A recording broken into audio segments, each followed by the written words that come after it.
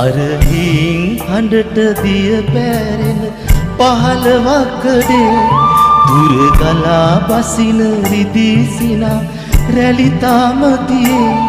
කඳු වලලු මැදින් එන හුළඟට කන තියන් පුතේ කෝ දැනෙනවාද මහ පොළොවේ පපුවේ තෙතමනේ කෝ දැනෙනවාද මහ පොළොවේ පපුවේ තෙතමනේ